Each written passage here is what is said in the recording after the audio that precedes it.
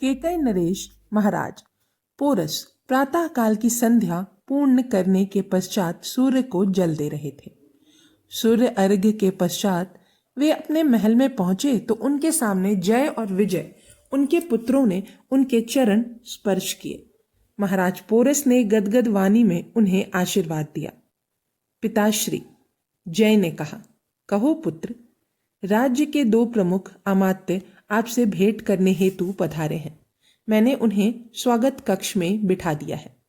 ठीक है, कुछ स्वादिष्ट व्यंजनों से उनका सत्कार करवाओ, हम अभी आते हैं। ठीक है पिताश्री। इतना कहकर जय चला गया। महाराज पोरस का उन्नत ललाट, जिस पर चंदन का तिलक अंकित था, सहसा सिकुड़ गया। परंतु वे अपने उस कक्ष की ओर बढ़ गए जहां वे राजकाज में जाने के लिए तैयार होते थे। शीघ्र ही वे राजसी वेशभूषा में तैयार हो गए। उनका व्यक्तित्व असाधारण था।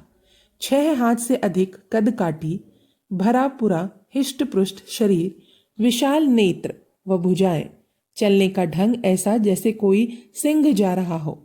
वन राजा की भांति चलते हुए महाराज पोरस उसी स्वागत कक्ष में पहुंचे।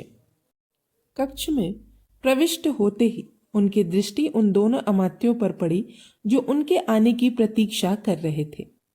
पोरस को देखकर दोनों अमात्य तुरंत सम्मान में उठ खड़े हुए और उन दोनों ने हाथ जोड़कर कहा, केकई नरेश महाराज पोरस को सादर प्रणाम।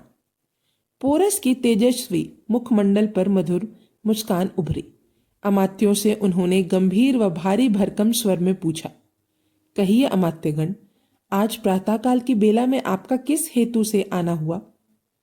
प्रत्युत्तर में एक अमात्य ने विनम्रता और आदर पूर्वक पोरस से कहा, महाराज श्री, आपको ज्ञात ही है कि गुप्तचर विभाग द्वारा आंतरिक और ब्रह्म सूचनाओं को आपके समक्ष रखना हम दोनों का दायित्व है। सो उसी दायित्व और कर्तव्य के निर्वाह हेतु हम प्रस्तुत हुए हैं। पोरस ने गंभीर हुंकार भरी, अवगत कराओ अमात्य की क्या गुप्त सूचनाएं हैं? महाराज, अमात्य का स्वर कुछ गंभीर व धीमा था। तक्षशिला से संबंधित सूचना है। क्या? पोरस ने चौंकते हुए कहा।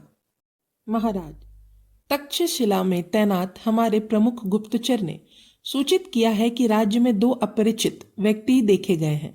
वे दोनों अपरिचित व्यक्ति ऐसी चर्चाएं कर रहे हैं जो वहां के नागरिक प्रायः नहीं करते। जैसे? पोरस ने प्रश्न किया। जैसे कि गांधार और केकई देश के संबंध कैसे हैं? यदि बाहरी शत्रु इन दोनों राजाओं पर आक्रमण करें तो क्या दोनों राज्यों के राजा परस्पर संगठित होकर बाहरी शत्रुओं का सामना करने के लिए तैयार हो जाएंगे? और पोरस ने पुनः प्रश्न किया। वह ध्यानपूर्वक अमात्य की सूचनाएं सुनने में तल्लीन हो गया था। इसके अतिरिक्त यह महाराज कि वे दोनों इस बात का भी पता लगा रहे थे कि गांधार नरेश आम्बी कितनी बार युद्ध क्षेत्र में उतरा तथा गांधार तथा केकई राज्य में कौन सा राज्य शक्तिशाली है। इस विषय में उन 2 व्यक्तियों पर तक्षशिला के हमारे गुप्तचर का क्या दृष्टिकोण है? पोरस ने भारी और गंभीर स्वर में पूछा। महाराज, अमात्य ने कहा, हमारा तक्षशिला स्थित गुप्तचर का दृष्टिकोण है कि हमें राज्य के गुप्तचरों को सचेत कर देना चाहिए, क्योंकि वे दोनों भेदिए अब गांधार राज्य में प्रवेश करने की योजना बना चुके हैं और निश्चित रूप से वे विदेशी आक्रमणकारी सेना के भेजे हुए हैं। उस गुप्तचर ने यह भी सूचना दी है कि यूनान का आक्रमणकारी सिकंदर आसपास ही कहीं अपनी सेना के साथ डेरा जमाए हुए है। तो यह बात है। पोरस का चेहरा सख्त हो उठा। सिकंदर अब हमारे भारतीय राज्यों की तरफ आकर्षित हो गया है।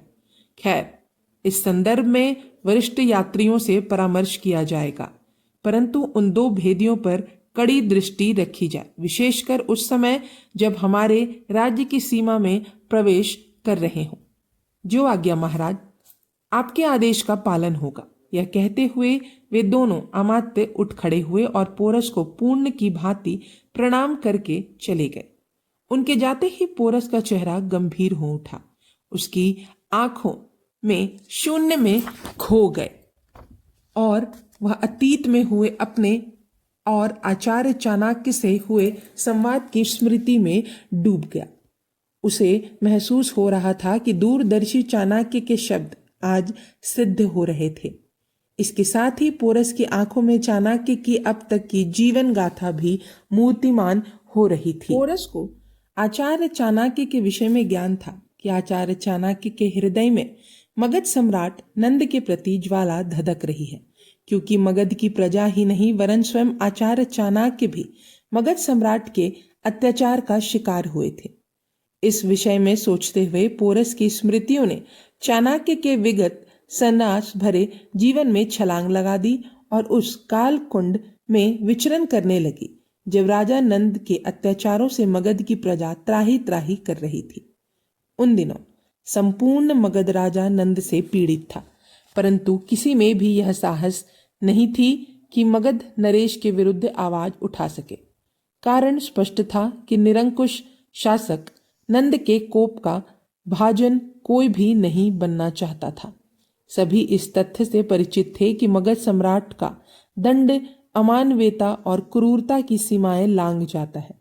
कई बार ऐसे उदाहरण भी सामने आए थे जब प्रजा के कुछ लोगों ने नंद के अन्यायपूर्ण शासन का प्रतिकार करने को स्वर उठाया, परंतु नंद ने उन्हें क्रूरता और नृशंसता पूर्वक दंडित किया था। प्रजा के प्रति नंद की क्रूरता सर्वप्रसिद्ध तो थी ही, इसके साथ ही शासन तंत्र में भ्रष्टाचार भी चरम सीमा पर था।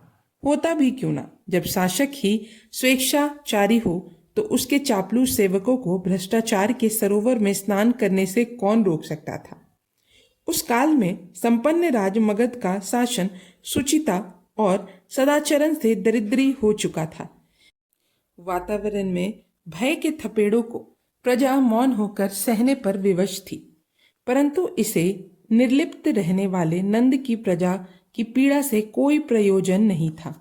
वह तो अपने रास रंग तथा मदपान में डूबे रहने में ही अपने जीवन की सार्थकता समझता था। उसके कुछ विलासी राज्य मंत्री भी उसमें उसे सहयोग करके उसकी कुत्सित प्रवृत्तियों को प्रोत्साहित करते रहते थे। इस प्रकार नित्य प्रति के आमोद प्रमोद की चर्चाएं और कार्यक्रमों की योजनाएं निर्मित होना ही एक प्रकार का राजकाज बन गया था। प्रजा के दुख सुख का उल्लेख भी करना राजद्रोह बन चुका था। इस समय भी जब संध्या काल था, यही सब हो रहा था। राजा नंद अपने विलास गृह में बैठा मदपान करते हुए अपने प्रमुख एवं निजी सेवक से प्रश्न कर रहा था, क्यों सेवक, तुम्हारी वह सौंदर्य की देवी क्या कर रही है? कब करा रहे हो उसके दर्शन? शीघ्र ही महाराज, सेवक ने खीसे निपोरते हुए कहा। अरे, तुम्हारी शीघ्रता का भी कहीं अंत है क्या? नंद ने कहा। तुमने उसकी सुंदरता का इतना वर्णन कर दिया है कि उसे देखने की लालसा प्रबल हो उठी है। नहीं सेवक नहीं, अब तो उसे तुमको लाना ही होगा।